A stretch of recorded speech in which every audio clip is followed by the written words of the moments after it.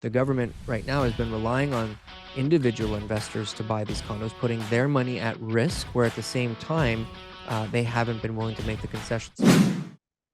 One of the obstacles that we've been facing, and all your points are received, I believe, by the public, because there is some responsibility that the government needs to have here. It's not the developer's fault for them not being able to provide affordable housing.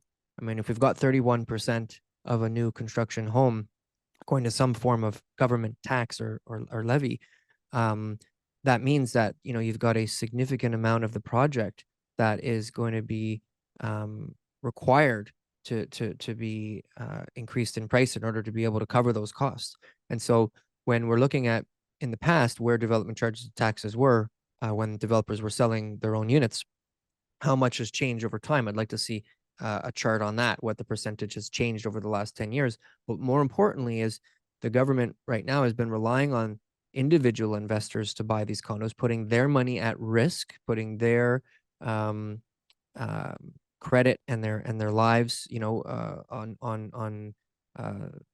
at risk again in order to be able to construct these units, where at the same time they haven't been willing to make the concessions. So we have seen now the HST portion of purpose-built rentals be removed, both from the federal and provincial government. But what's necessary in order, because the land cost doesn't seem to be something we're able to decrease as much as anybody would hope for.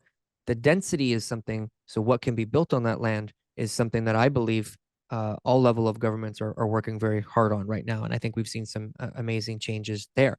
But the cost of construction and land costs, being two major factors, are not able to be changed by the government really much at all. And so in order to influence more construction, we shouldn't have as many condos. We should have more purpose-built rentals. We should have less government tax. So therefore, the percentage of the sale price or the percentage of the construction cost, overall cost to build that purpose-built rental will be far less than what it is right now. And some tax advantages for large multinational or Canadian corporations who want to add residential real estate into their portfolio. Some very large tax incentives in order for them to say, you know what, even if this doesn't make me money on the construction side of the project, it's going to benefit my business in other ways. And these are the things that I believe are going to be more impactful than Patrick Brown's licensing of basement apartments in Brampton. Like, comment, and subscribe if you got anything from one of these clips. And if you want to see some more, press something on the screen here. Boom. That was good. That was good. I like that. That was good.